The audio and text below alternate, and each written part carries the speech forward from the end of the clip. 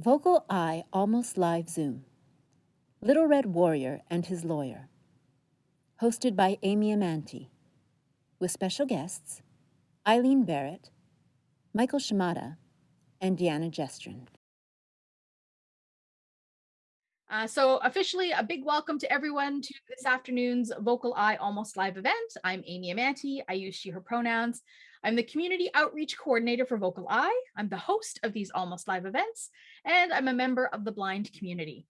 And before we go on with this afternoon's performance, I want to welcome Deanna into the space, who's going to offer our land acknowledgement today. So Deanna, the floor is yours. Thank you, Amy. Hi, everybody. My name is Deanna Gestrin. As Amy said, I'm an intern at VocalEye this year. My family comes from the Statliam Nation near Lillooet, BC on my mother's side, and English Welsh descent on my father's side. VocalEye is presenting to you today from the ancestral traditional shared territories of the Musqueam, the Tsleil-Waututh, and the Squamish First Nations. It's important to acknowledge these nations to recognize their history and their agency over the land and connections with the lands that we occupy and live and work on. I've spent a lot of time in the space talking about things that I think are important as we go forward in truth and reconciliation. And talking about land acknowledgements is one of those things.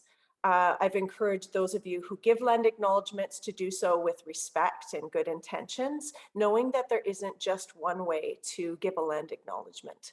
And to demonstrate this, I was thinking about how can I share and how can I leave some pieces with VocalEye as I transition out of my internship.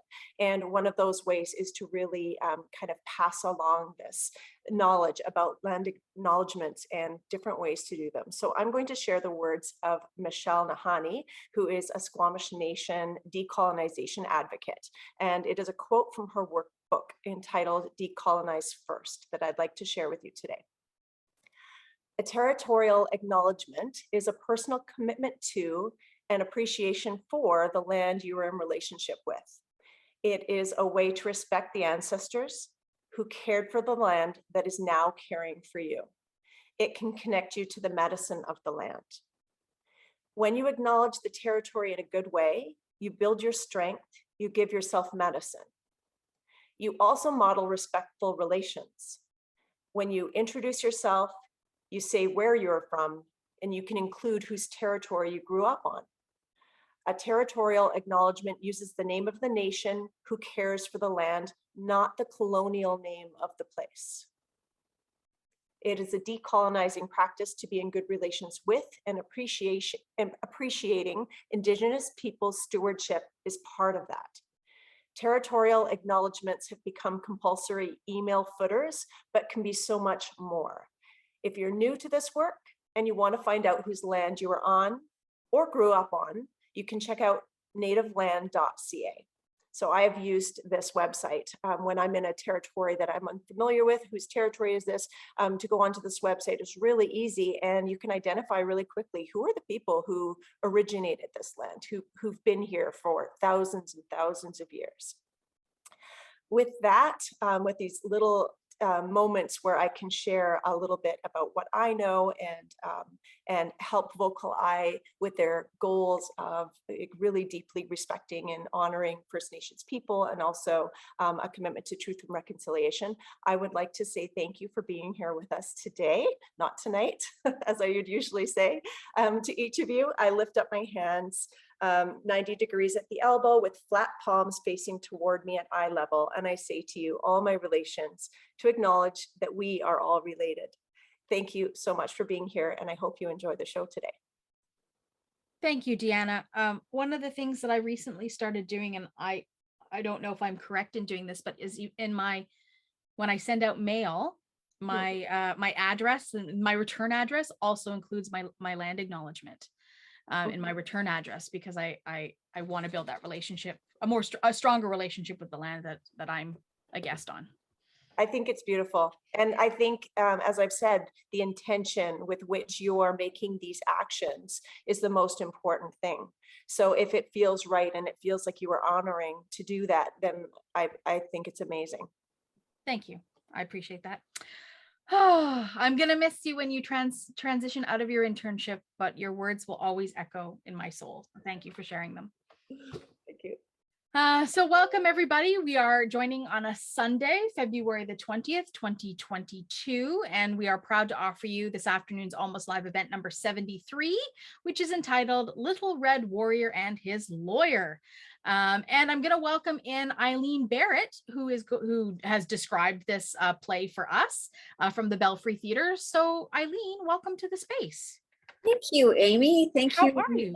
I am well, and like you, I thank Deanna so much for her kindness and her education, and for all of us, it's just so important. So I will addition to our team. Yeah, beautiful addition to our team. So, Eileen, we don't have a heck of a lot of time. No, we because we just don't. So why don't we just jump right on in? Is there some things that you can tell us about the playwright? Yes, I certainly can. Piece? Yes, Kevin Loring. Oh my goodness. He is also the director of this production of this play, which was originally, it produced 20 years ago at Studio 58. And so it's gone through a lot of convolutions and permutations. And so, yes, so Kevin has directed this as well as being the playwright.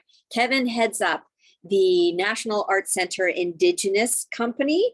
Kevin is also one of the co-creators of Savage Society, which is the company that is in partnership with the Belfry Theater. And his extended family is from Lytton. He's a First Nations playwright and actor, who's currently living in Ottawa. So he was back and forth between Ottawa and Victoria, because he's got a million things on the go. So he's a very, very active guy, and which kind of fits with the energy of this show, because it's a really fun show. Deals with some serious subject matter in terms of the confusions, frustrations, and some may say idiocy of the colonization's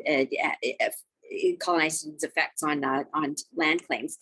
But it is also very much in the theme of I would almost be tempted to say like a clown show, because there is a storyteller character, Floyd, who we will meet as soon as the show starts, who it takes us through the story.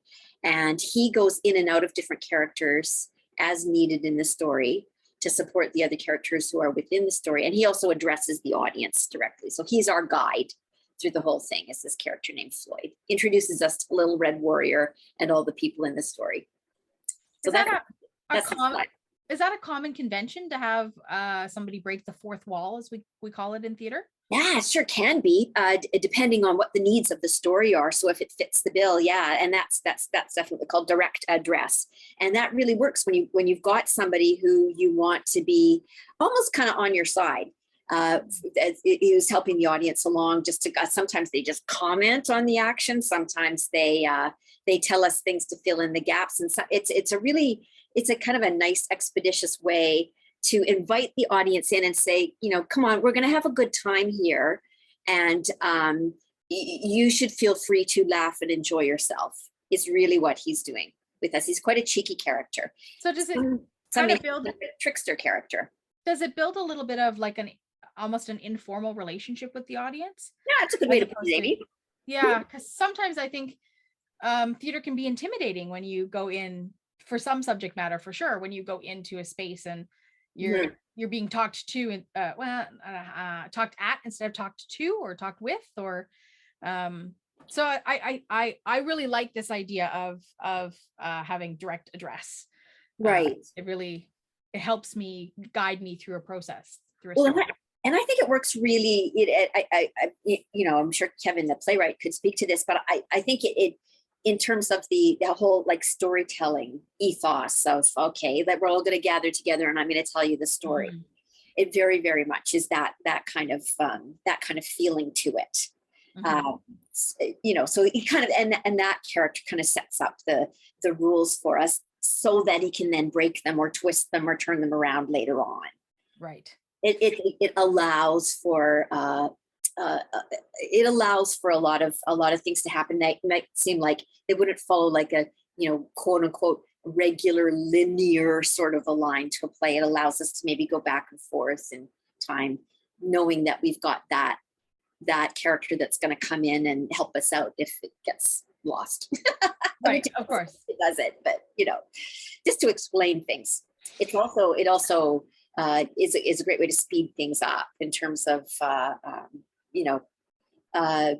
getting across some information, because sometimes dialogue is a great way to do that, but sometimes it just takes too long for the purposes of what you need. So he helps us cut through that. Gotcha. Yeah. And what about in terms of like content warnings and stuff? Are there things that folks should be aware of going? Well, I think in the tagline, it does say it's about, what is it? Love, land claims, and procreation. So there's definitely going to be a bit of sex, and it's funny, and it's handled, that's, I would definitely say that's one of the more lighthearted sections. And because of the frustrations of the lead character, yeah, there's a bit of swearing as well too, but I don't think it's extraneous. I think it fits in pretty well with his frustrations. So Right. yeah, so we got a few F-bombs and things, but yeah.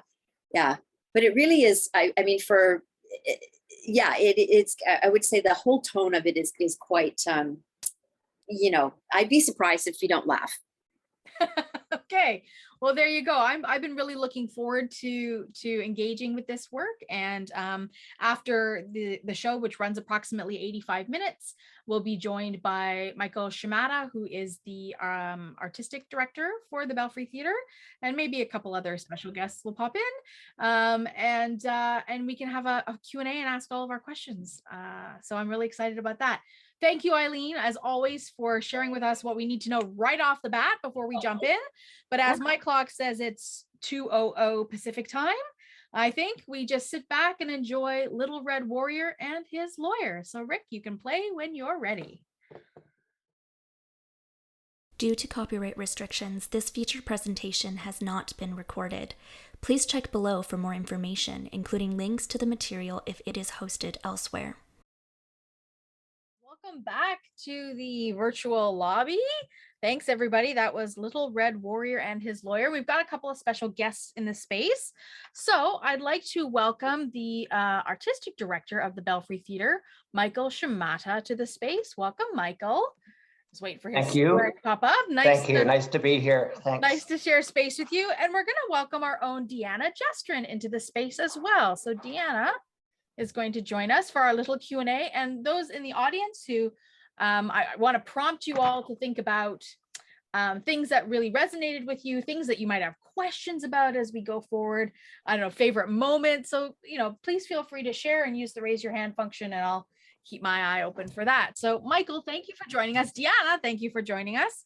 Michael, I just want to start off with asking you about the Belfry and its transition during the pandemic, because this was live in front of an audience. We heard an audience there. Yes. So you're yes, doing indeed. this combination of live and live streamed, right? Or tell us a little bit about what's happening over at the Belfry. That's right. So what we programmed was, so we do 4-week runs at the Belfry, and the 3rd week of the run is a live streamed. All of the shows are live streamed as well as live. And when we opened the show, we were allowed 50% of our capacity. But since, I guess as of the 16th, we can go to 100%, but we're actually staying at about 65 at the moment, just for audience comfort. Ah, that's a choice that the That's a Belfry's choice. making. Ah, Yeah. okay. Yeah, Interesting. but the tickets that we've been sold out from before we opened. People are very excited about the show. I'm really happy to hear that you're sold out. And I'm wondering what the audience feedback has been now that they're back in a live space with live art. Have you received any thoughts? Oh yes. Well, the first show that we did was in November, a play called Serving Elizabeth, and I did most of the pre-show chats to welcome the audiences back, and it was an incredibly emotional experience. Just people were so happy to be there, and you forget what it feels like to have an audience sitting there, and yeah, it was very, very exciting to have people back. And it's funny that during the run for that, I was talking to one of the box office clerks, and she said, she had someone who was crying on the phone saying they were just so excited about coming back. Yeah, no, the audience throughout the pandemic have just been amazing, just with the moral support and the financial support, and people I run into on the street who just said, come, we need you, we need the arts. We just, it's an important, I don't think we realize until it's not there how much we value and need the arts. Do you think that now that you're set up to do live streams or recorded, that will be something that will carry on because of you of being able to reach a broader audience, or is the Belfry really going to just transition back into live theater being its go-to? There's a part of me that I don't want to go back to the way things were. I think we've been through something and we've learned things and we've tried new things, and I think in some form we'll continue to have digital programming. There's value in it. We're able to reach audiences that can't come. Yeah. And even just doing a play reading, and we can have actors from Halifax to Victoria in the show. So there are things that I think we need. I think we can't come back the same. We're not the same. Yeah. With everything we've all been through. Yeah, and this is a prime example in this space right here with the VocalEye community that has folks that are local and folks from all across Turtle Island and folks from across the United States and sometimes as far away from Japan that join us. So, we are building community in an online way too. And I living on the mainland over here would not have had the opportunity to see a show like this had it not been for the availability of digital. I want to just recognize that we have a hand for Megan, and then I've got some more questions. So Megan, go ahead and unmute yourself. We'll give Megan a moment to unmute. I loved everything about it. It was so good, especially when he went with Red, like how he was doing Red as well. Especially when she wanted him to teach about his people and his teachings. I loved it, And is there really such thing as a little red warrior land? And it must be on Vancouver Island, right? I think it's that's an invention of Kevin Morris, the playwright. Ah, darn! But I loved it. I loved how it just, it sounds so. I find it really spiritual. I loved it. Absolutely loved it. It was so good. Especially when Brendan did a judge and he was facing the dry queen. He was like, oh, like you're like all of a sudden. You're like stuttering, I'm like, oh my god, oh no, what am I facing? Right? Thank you, Megan. It's good to know you enjoyed it. Sounds like you had a couple of laughs along the way. Yes, I did. Awesome. I loved it. Thank you for your comments. You're welcome. Yeah, I suppose that the little red lands is symbolic of every land. I don't know, Deanna, what do you think? I think that there are so many underlying stories here. Yes. Really, like you can assume that a lot of what is said in this in the script is really speaking to so many different political issues and personal issues. So yeah, I think that's a good guess, Amy. Are there some others of those that you can pull out for us for maybe folks who might have missed those nuances? Because I noticed a lot of tropes being pointed out. Yeah. But I would love to hear your perspective on that. I think it was really uncomfortable. There was so much built-in discomfort in the overt, like racism and prejudice, colonial, references and capitalism. Like these themes are in your face, and that's uncomfortable. But actually, I feel like we have to get uncomfortable to grow. So as these things are coming at you and you're like, ooh, this is icky, this doesn't feel good. The way they're talking about certain things doesn't feel good. And then there's a lot of humor built into that. And that's actually really appropriate for Indigenous communities. There's so much humor. And I think that's how a lot of, historically, how a lot of nations have dealt with the really traumatic stuff is to get together and laugh. So it made sense to me that it was funny, and it makes it a little easier to talk about these things, a little bit easier to look at them and look at ourselves through the script and through the characters and the comments that are like overt and also underlying. Michael, as the artistic director of the Belfry, you are choosing the programming Yes. that happens on your stages. And I wonder, if this is a piece that you'd had on your radar for a while, or how did you come across this piece of work? I was attending the Talking Stick Festival in Vancouver in 2018, and they did a staged reading of this play. And following the reading, I went up to Kevin in the lobby and said, we have to do this. We have to do this play.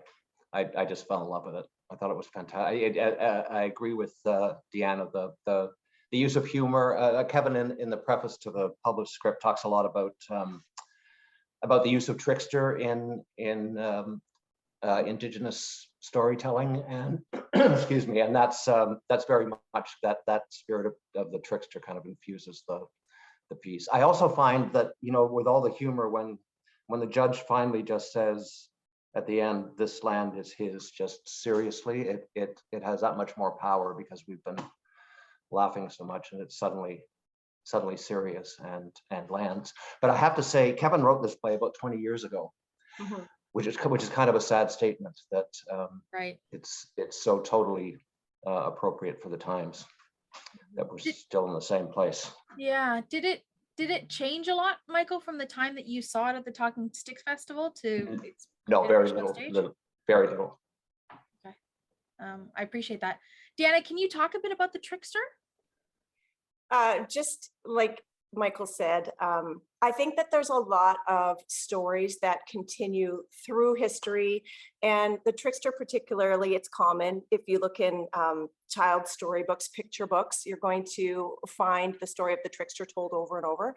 And I love that it's applied in this setting. I love that that's a connection point, because if people don't know a lot about Indigenous culture, and maybe they've read a story or heard a story about the trickster, they're going to be able to relate to this a little bit better. They'll go, okay, I have a reference point. So I found throughout the whole play, actually, there were so many moments where I felt there was relatability to everybody, like to current events, certainly, it's relevant for the times. But then, so much deeper meaning. The queen, the portrayal of the queen. Yes. Right?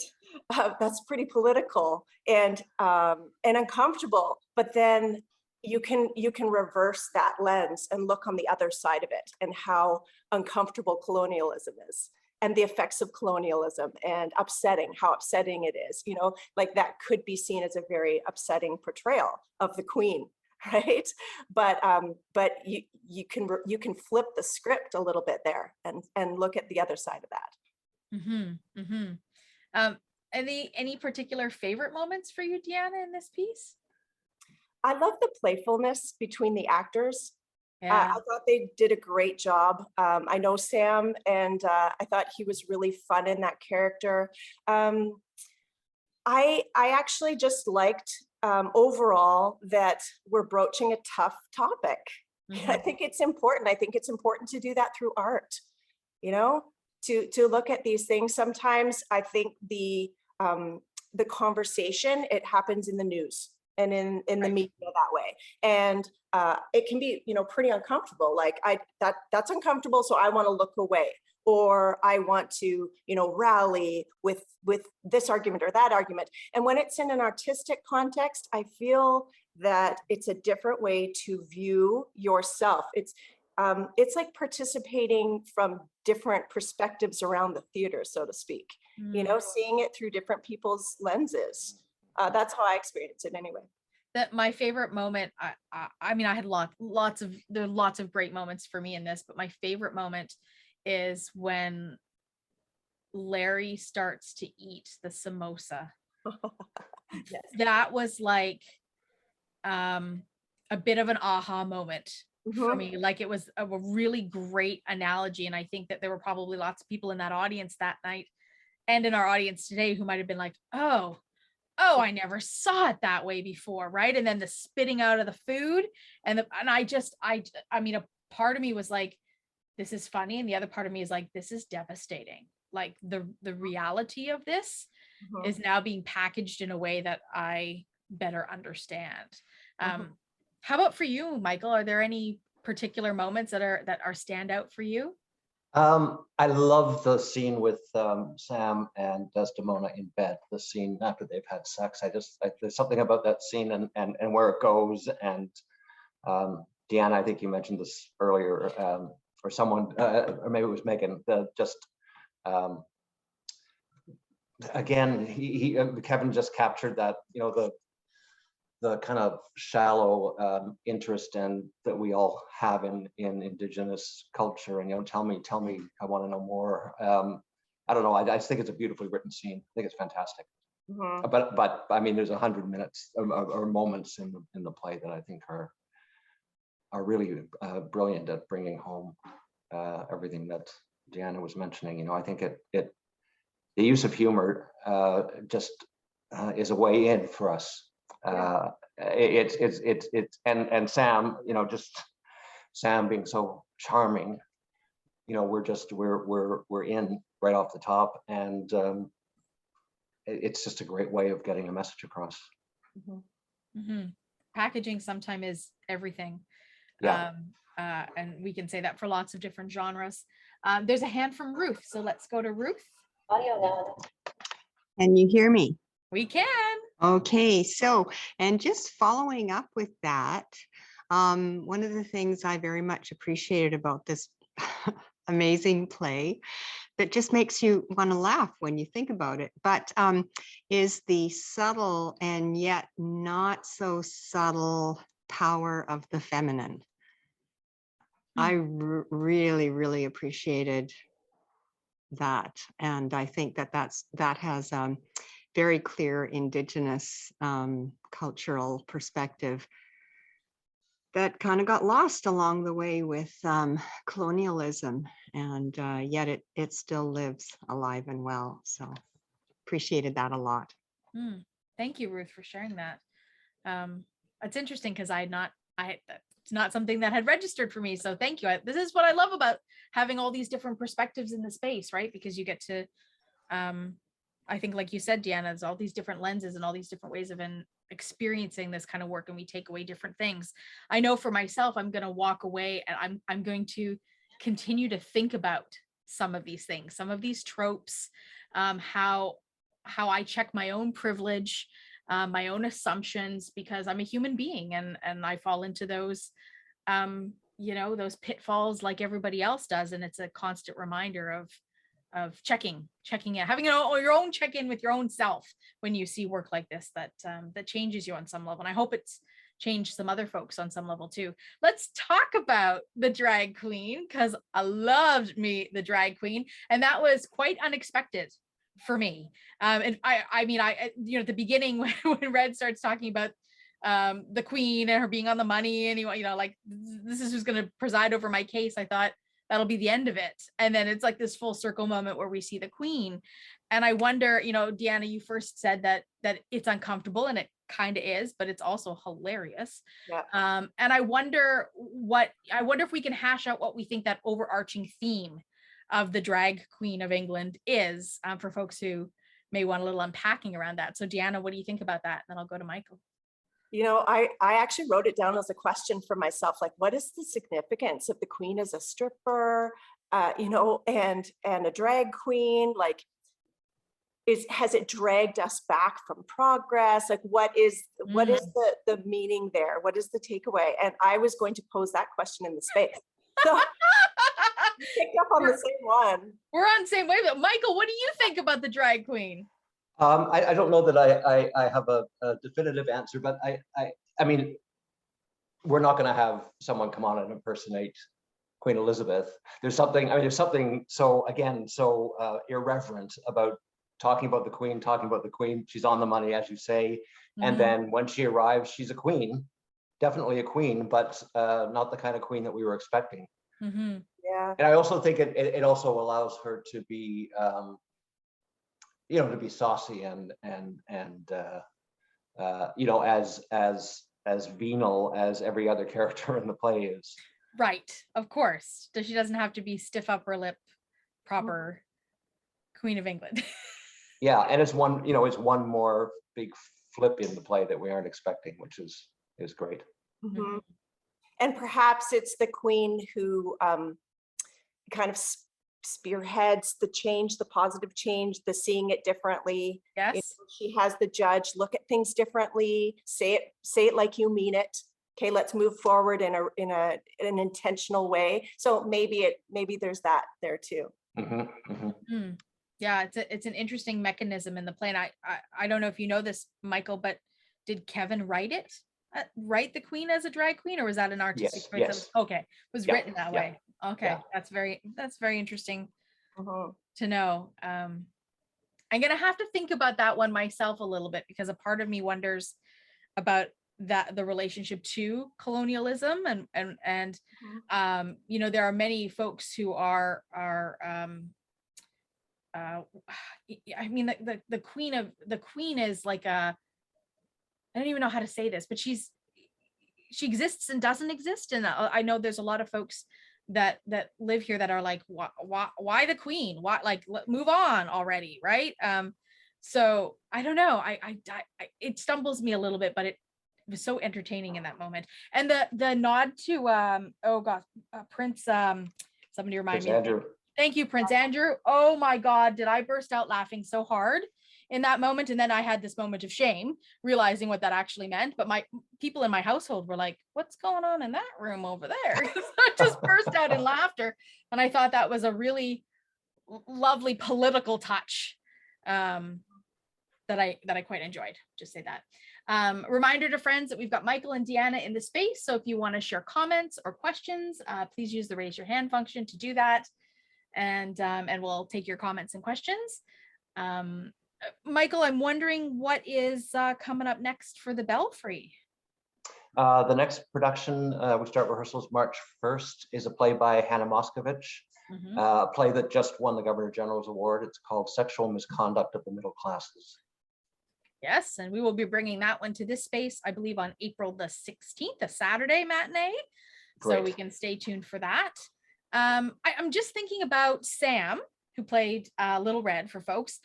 He was injured at some point during, was he not? Did I? Yes, maybe you can share. Yeah, so the Saturday before the scheduled opening, they were doing a run through in the afternoon before the dress rehearsal, and Sam tripped and aggravated an old back injury. So he was out for, we didn't know how long. Yeah. So at that point, we brought in a wonderful actor, Indigenous actor named Gordon White. And so he arrived on a Thursday. So we canceled the first week of the run. Gordon arrived and on a Thursday, and on Tuesday evening he did a preview performance without the script. He was amazing. So he has stayed on, excuse me, and on 2 show days, Gordon does the matinees and Sam does the evening performances, just to make sure that we don't overtax Sam and his back. So how different is the show with these two different? It's very different. It's very different. I have to give Kevin credit. He didn't try to get Gordon to do Sam's performance. It's a very different take. He's a little bit more manipulative from the beginning. With Sam, you kind of think he's, Sam's got this wonderful sort of innocence about him. Yes. That you don't really see the wheels turning quite as much as you do with Gordon. But it's great. It's a very different performance, and the actors quite like having the back and forth of having a different actor in the role. It just kind of keeps them fresh, keeps them alive. Yeah. And Deanna, you said that you know Sam. Yeah, I was. We workshopped a piece together a number of years ago, and then presented it at the Fire Hall Theatre. Mildred Bailey. So I played Mildred Bailey, who is a jazz singer, and Sam was in that as the podcaster. This is a very small world when you start to bring all the arts folks together, and I think it's one of the things that I love very much about the arts is that small world kind of context. which is really cool. Now I'm interested in seeing Gordon do this piece, because I'm curious about how different the two actors embody this particular character. Are you in Vancouver? Amy, are you in Vancouver? No, yeah, I'm in the mainland. Yeah, I'm in the mainland. Because the show's going to play at the York Theatre. Yeah, almost directly after we close here. Good so to you'll be know. able to see Gordon, because he'll be doing the matinees there. Good to know. Thank you for that little nugget, Michael. There's a moment in this play where Little Red gets his land back and then decides he's going to run a pipeline through it and do all the things that the colonizer was going to do. I'm curious about thoughts around that, because I didn't know how to interpret that. I wasn't sure what that meant or how I was supposed to feel about that. So I don't know, Deanna, do you want to offer anything about that moment? Yeah, I mean, I think it's in line with everything else that we saw in the play, that it's touching on those really tough, sensitive topics, themes, and it just brings me back to media, because I think the umbrella here is really about viewpoint and having our positionality, right? So having the homeless character, what was his name again? Larry? Floyd. Oh, Floyd. Yeah, Floyd. So having Floyd's character who presents to us as homeless and he's kind of dismissed, and then he's our friend and he brings us into the story. And then he's the judge and he's the police officer and he's all of these interesting roles. I just felt like I was doing this dance of positionality. Where am I? And then Red's character starts to express that as well. It's like, okay, now I'm taking up the the line that you've cast. I'm taking it up and I'm going to make some money here. I'm going to be a millionaire. I'm going to develop this land. And I just thought, okay, well, that is some of the effect of the colonization, that different new lessons have been learned. For instance, there's a lot of Christianity and Catholicism within First Nations, some First Nations groups. And that's a direct result of colonization. Yeah. Right. Also, the development of the land and development of casinos and things like that. That is a product of capitalism and taught capitalism, right? So it's just kind of an interesting state. Yes, and just to follow up. Yeah, go ahead, Michael. He does indeed say to Larry, you taught me how to do. You taught me this, and I'm kind of going to trump you at your own game. Yeah. Yeah. Yeah, it's again, there's a lot of these moments that I'm going to continue to ponder.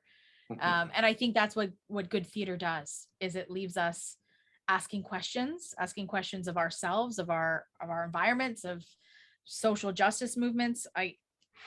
Again, it's quite powerful to be able to come away and have questions. Michael, are you doing talkbacks after any of these shows? Have you had talkbacks? We had a talkback last Thursday. This past Thursday. What was that like for the audience? Were they asking some of the questions we're asking here, or? Indeed, and in fact, one woman, just to follow up on what Deanna was saying earlier, put her hand up and said, "Did anybody else feel uncomfortable?" And there was a lot of agreement. Yeah, a lot of the questions were much the same. Yeah, we had a very good turnout for the talkback, and yeah, audiences are just eating this up. They just love it. It's yeah. How much longer will this show run at the Belfry? We have one more week. One more so week. We'll close a week today. All right, and then it transitions onto the York Theatre here in Vancouver. Yes, and then it's going to tour next year. It'll be. Oh, it is. Yeah, it'll be at the National Arts Centre Indigenous Theatre in Ottawa. It'll be at Theatre Calgary, and there may be some other stops as well.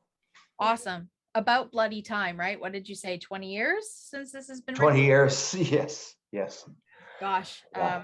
Well, thank you for being a champion of this work. And before I officially say goodbye to the two of you in our Q&A space, Michael, we do a little prize draw at the end of every event, and I'm wondering if you're game to participate. It's totally simple. So Yes. Donna, who's appearing on our screen, has the list. Hi, of all Donna. Hi. Look, do people know each other? It's the small theater world. I love it. Donna's got the list of all the names of our participants in her trusty bag.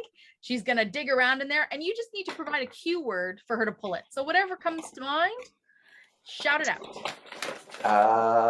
Desdemona. Desdemona. And the winner is Anne. Wait, did Anne win last week? Hold on. I don't know. I don't think so. Let me do a quick check. Uh-oh. Uh-oh. Donna's systems are all... Do you mean me? Yes. No, I didn't win last I don't week. think Oh, it was Nancy. Okay, yes. Yeah, Anne, there you go. winner. There you go. Congratulations, Anne. You have won a raffle prize. So we will connect with you offline to get you a Okay. raffle prize that suits your geographical area. We've done this because we originally were having supporting mooses down under here on the mainland, but if you live outside of the mainland, it's not really helpful for you to win that raffle prize. So we'll make sure we connect with you to get you a prize that makes sense for Okay, your thank area. you, Amy. Thank you, Anne. Thanks for joining us. Okay. I want to just say a sincere thanks, Michael, for joining us in the space. And thank you, Deanna, as always, for joining us and providing us with your thoughts and feedback on this particular piece. As I said many times, I am going to be thinking about this for days and days and days and unpacking it and telling people about it, especially now that I know that it's coming to the mainland here, because I really think it's a piece that people need to see. So thank you for bringing it to our platform, Michael. Thank you. And may I just compliment Eileen on her description? It sounded just beautiful. Yes. Eileen is one of the greats and has been with VocalEye since, probably since the beginning, if I'm honest. It goes back a long time, but she is our guide through many of these for those of us who can't see what's going on. So thank you for that, Michael. With that, friends, I invite you to enjoy the rest of your Sunday afternoon, and thanks for joining us on the VocalEye virtual platform. Well, Nice to meet you, Deanna. Nice to meet you, and thank you, Amy, for inviting us.